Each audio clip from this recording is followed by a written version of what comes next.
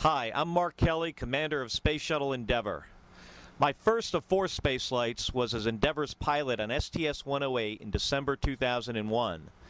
This is Endeavour's last flight, and certainly my last shuttle flight as well. We left the station with new spare parts, supplies, and an advanced scientific instrument called the Alpha Magnetic Spectrometer. AMS is already at work gathering information that could improve our understanding of the universe.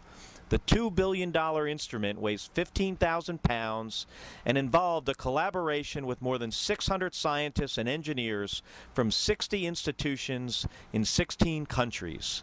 This cooperation illustrates a legacy of Endeavour, the space shuttle, and the space station.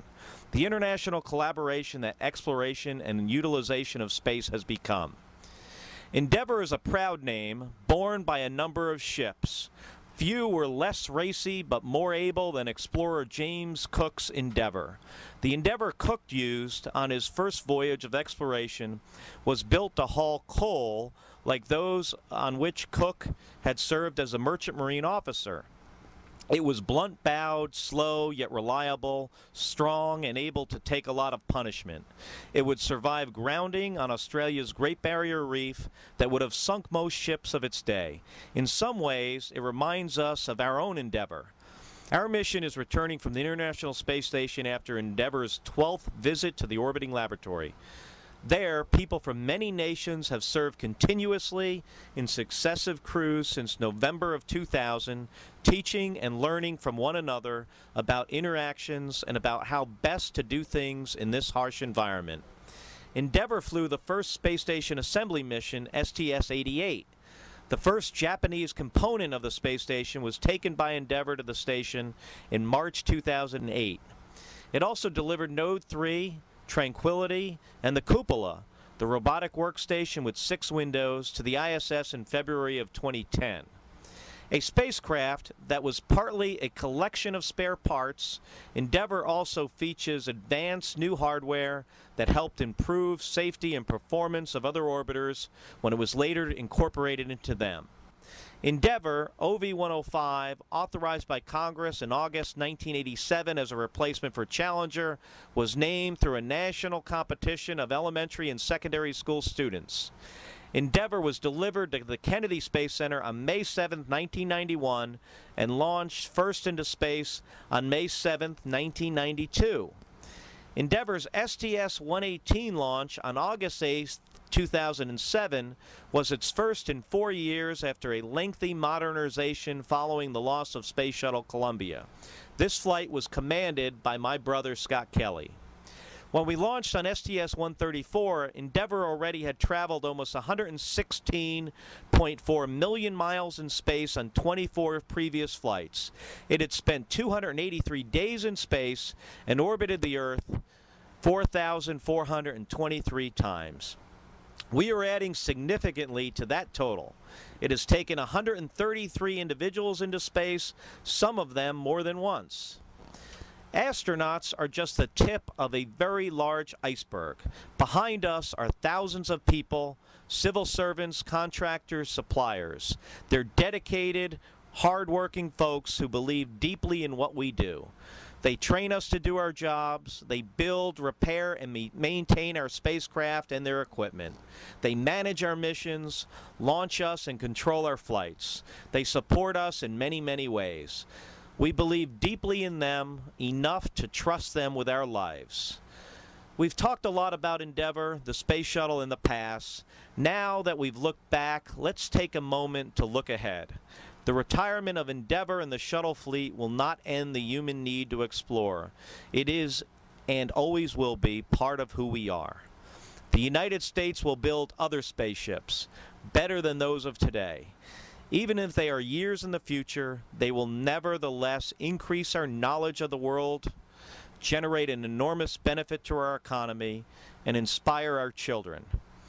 We can't know when they will come about or what they will be, but perhaps one of those new vehicles of exploration will be named Endeavour, and maybe it will take humans to other planets or even more distant worlds circling other stars. It could bear a no prouder or more fitting name.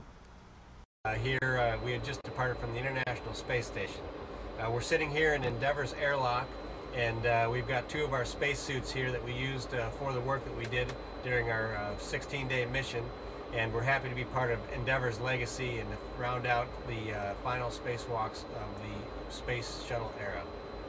Endeavour started off with some spectacular spacewalks on its maiden voyage, and it ended with our 4 spacewalks, and we hope that the tools, the techniques that we've learned over the years, especially here with Endeavour, will be applicable for all the spacewalks that we're going to be doing on asteroids, Moon, and Mars.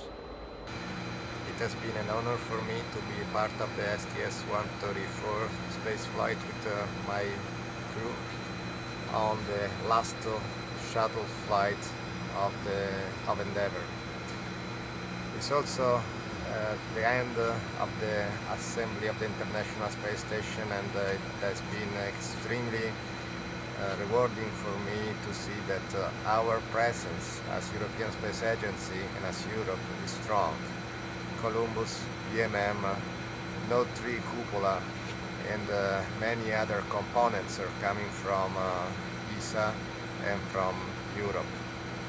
We are coming back on board of Endeavour to make final landing, and that will be the last landing of this incredible machine. I do not believe this is the end of flights similar to the one that I have experienced.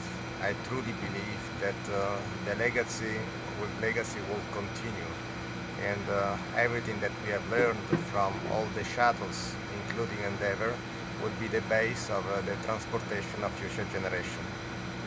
But what does Endeavour mean to me? What am I thinking about Endeavour on the night here before landing? Endeavour is a very special ship to me. A couple years ago I was on the station for 6 months and was dropped off by Discovery, and never saw another vehicle of this size. I saw a lot of traffic up there with Progress and Soyuz and an ATV come and go. But after 6 months on the space station, I had a wonderful time, and the mission went really well, and it was time to come home, and my ride home was going to be Endeavour. And I'll never forget the moment that Endeavour pulled into formation right below the space station. We were over in the service module taking pictures of Endeavour, and this massive spaceship came up, after 6 months of seeing nothing like that, and flew into formation with the space station. It was just a beautiful, beautiful, unbelievable sight. The other night I was looking at the whole space station from the cupola late at night, and I saw Endeavour, lit up, but over the Earth, at night, and I took some pictures with a star background. It's just a beautiful spaceship, and it really belongs here. It's just, when you see it attached to the space station, it just really looks like it belongs here. It belongs in space, and it is a little bit hard to see, a spaceship like this being retired. We know that more is going to come in the future, and the future is going to be very exciting. But I think the legacy for Endeavour is exactly what it was doing here on the space station. Endeavour's life bookends the space station assembly. The first flight that was here to assemble part of the space station was Endeavour, and now here on the last flight, she was here for the final assembly, and the space station is complete. And although Endeavour is retiring, it's a new beginning, and the space station now is a place where we're going to do the research and practice with the new systems and life support and everything we need to do to be able to explore further and to conduct science up here that will take us further. So the space station is our new foothold in the future, and that's a big legacy that Endeavour has, as well as the whole space shuttle program. And so this is what I think about as we come to land Endeavour tomorrow. When I first became an astronaut over a decade ago, one of my very first jobs was to go to the Cape and prepare the space shuttles for launch and landing. And so we spent a lot of time in all the different orbiters, in Discovery, Atlantis, and Columbia. But Endeavour was always my favorite, and I think Endeavour was my favorite because it was the newest of the orbiters. It smelled a lot more like a new car than some of the other more seasoned orbiters. Getting this second flight in Endeavour and being on her final flight is amazing to me. This 25th flight of Endeavour, one of the more significant missions I would claim in the assembly of the space station, partly because we brought up the AMS, the Alpha Magnetic Spectrometer, which is an amazing scientific experiment that will help scientists better understand our universe. But also, it was the 25th flight of Endeavour and the final flight of Endeavour. And so being on this mission was a great honor and privilege to me. If you ask me what I think Endeavour's legacy would be, I'd have to say, well, first being a part of the mainstay, the workhorse of the space program, the space shuttle for the last 30 years, Endeavour was a big part of that. But also Endeavour had the unique distinction of bringing up the very first piece of the International Space Station, and then by installing the orbiter boom system on top for use for the station's arm to extend its robotic arm, the Endeavour brought up the last piece of the space station as well. So I think Endeavour's legacy would be that she was a very important part of the assembly of the space station from beginning to end, and also to me personally, because I had my first date on Endeavour and I'm having my last date with Endeavour.